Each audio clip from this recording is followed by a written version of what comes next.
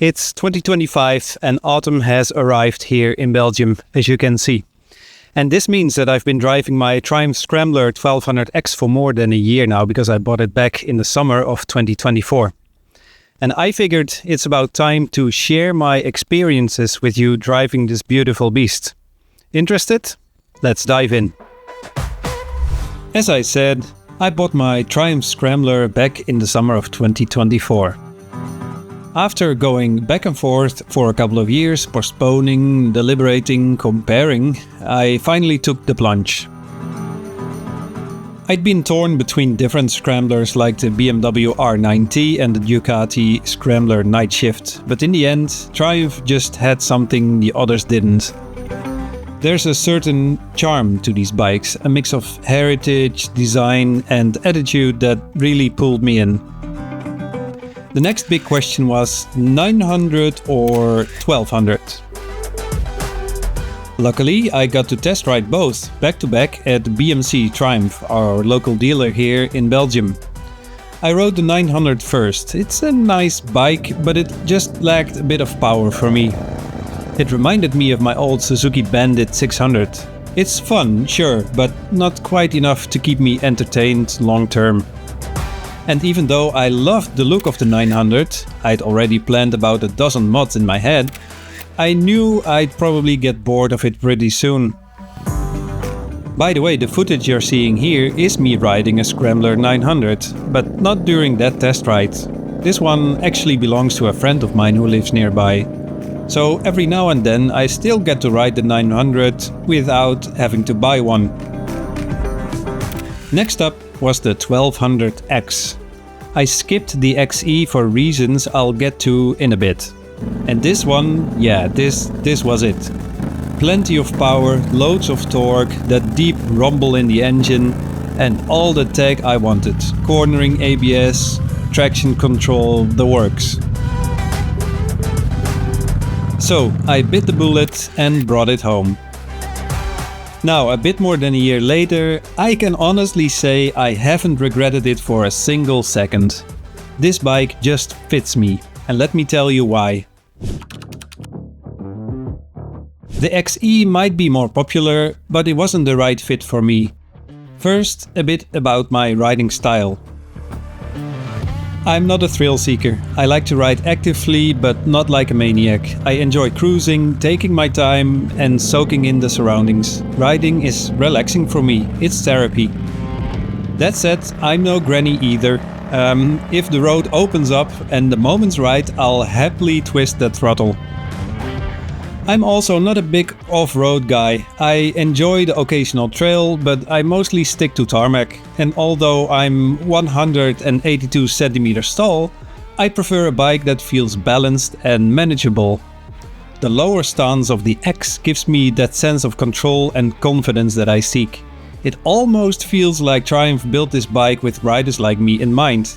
Maybe I'm just exactly their target group. Plus, and this one's purely taste, I just prefer the look of the X. I've always been more into the street scrambler aesthetic anyway than the dirt bike vibe. That's also the direction I'm taking with my mods. Darker, cleaner, a bit more aggressive, but still subtle. And that's also why I went for a black exhaust. Not just for the incredible sound, because the Hitchcox pipe sounds amazing, but also the look. Over time, I plan to black out more parts of the bike. I want it to look like a scrambler, not a full-on off-roader. And honestly, I don't need top-tier suspension or brakes. I'd rather spend that money on customizing the bike to my taste. In one word, fantastic. It's been an absolute dream. Loads of torque, tons of character, and the soundtrack, it makes every ride feel special, especially with the new exhaust. Add a few quality parts from Motone, the high front mudguard, the Hinckley tail tidy, and yeah, it really turns heads. I often get compliments from people passing by. Being part of the Triumph family also has been great. There's a real sense of community, especially among Scrambler and modern classic riders. People who are passionate, friendly and always up for a chat. That community also led to some awesome friendships, so much so that we even did a 4-day trip to the UK last summer, including a visit to the Triumph factory in Hinckley. For that trip, I installed a side pannier from SW Motone, added a Triumph roll bag and threw on a backpack. Was it super comfortable? Not really. The backpack got heavy sometimes and the highways were a bit of a slog without a windscreen. But for that kind of trip, totally fine. I don't mind a bit of endurance, it's part of the adventure, I think. Longer tours though, probably not with this setup. I'd add better luggage and maybe a small windscreen for that. But for daily rides and short trips, this is perfect. Oh, and by the way, we filmed that whole trip. You can find the videos right here on the channel.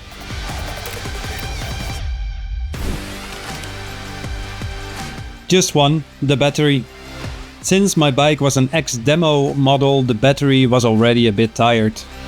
If I left it sitting for 2 weeks or so, the first startup would reset the electronics. Annoying, but nothing major.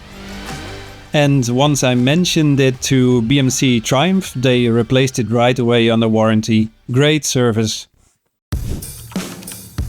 Plenty of plans, both for the bike and for this channel, actually. First up, I'm planning to get the ECU tuned. It's not strictly necessary, because the bike mostly self-adjusts after a new exhaust, but I'm curious to see if there's more to unlock. The new exhaust also deleted the catalytic converter, so I suspect the fueling might be a bit off. The bike runs great.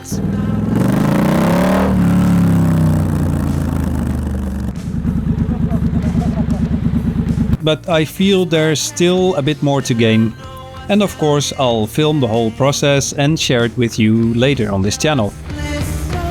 And then there's the blacking out project. Heel protectors, air intake cover, headlight bracket, all getting the dark treatment. And further down the line I'm eyeing a Motone black fuel cap, new front shock guards and maybe even a yellow tinted headlight. So yeah, lots more to come. For now, thanks for watching. I hope this video helped you get a better feel for what it's like to live with the Scrambler 1200X. And maybe even helps you decide if it's the right bike for you. If the answer is yes, you really won't regret it.